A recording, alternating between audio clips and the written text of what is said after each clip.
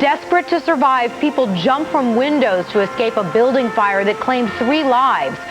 Storm cleanup, residents and crews remove debris scattered across neighborhoods. You're watching NBC for New York. This is News for New York. Good evening. Tonight, 3 people are dead, killed in a fire that ravaged a 3-story building in Middle Village, Queens. And some residents, desperate to escape the flames, jumped from windows. Ida Siegel reports. Firefighters walked into a desperate scene here in Middle Village just after 7:30 this morning. People hanging out of windows screaming for help, some jumping out of windows. Anything to escape this building ablaze on 69th Street and Metropolitan Avenue. I saw the woman from the top floor jump onto the edge and then down on top of the deli sign.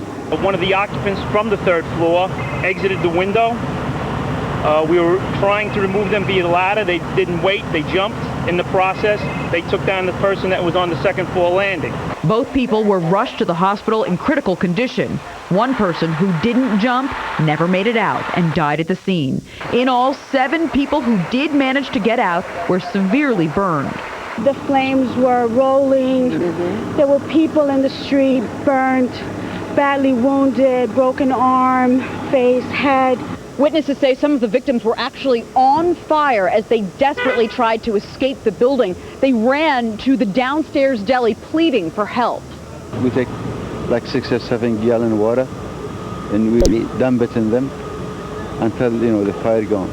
Fire officials believe the fire started in the hallway and blocked the stairwell, making escape nearly impossible, though Sebastian Castro managed to get out unharmed. I woke up with all the smoke around me. I waited by the window. I sat down at the window, and they got a ladder. I climbed down the ladder. He and his friends were partying at a club the night before. Neighbors say the party continued at the building until the early morning. It's unclear if anyone was still awake when the fire started. The fire marshal is investigating. In Middle Village, Ida Siegel, News 4, New York. Police say the 3 killed in the fire were 20-year-old Felipe Garcia, 48-year-old Flor Sandoval, and 68-year-old Heriberto Garcia Vera. Police in Queens are searching for clues after a man was shot and killed in Jamaica. 35-year-old Robin Branoth Dondu was found in a car around 8:30 this morning on Dillon Street. He'd been shot in the head. Police say Dondu left a party and was dropping off 2 women when he was shot. According to police, one of the women was passed out in the back seat of the car. No arrests have been made. A last-minute deal tonight to save off-track betting in New York City. Mayor Bloomberg announced an agreement this evening that creates a new state entity to take over OTB operations, saving 1,500 jobs.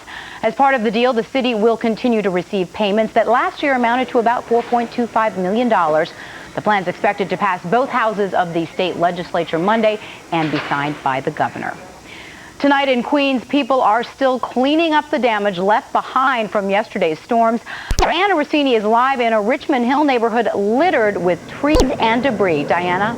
That's right, Carol Ann. Neighbors that live here on 113th Street tell me that last night's ferocious thunderstorms were so loud, they didn't even hear this, a giant oak tree that smashed and crashed right on top of this parked car.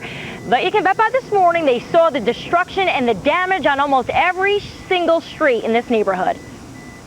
Sounded really bad. It's like a small bomb, like boom. Saturday night, the electrifying storm came and went in minutes, but boy, did it leave a wide path of destruction in the Richmond Hill section of Queens. Just look anywhere. It got quiet, and then all of a sudden it got certain, it was pretty strong. Strong enough to snap the top of this tree like a toothpick on 112th Street, scattering branches all over yards, forcing many dads to clean up the mess on what should have been a relaxing Father's Day. Around the corner, more debris and damage. This massive oak tree was yanked from the ground, landing and pummeling this parked car last night.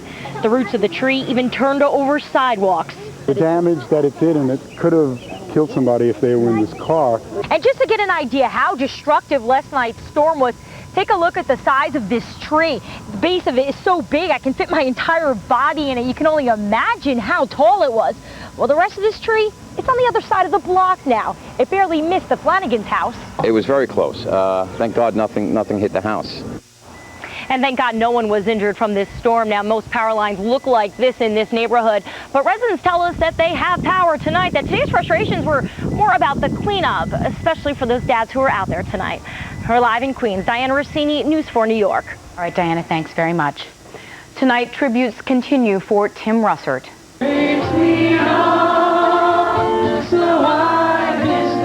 Hundreds gathered in Buffalo, his hometown, for a candlelight vigil to remember the respected newsman whose life was cut short by a heart attack Friday afternoon.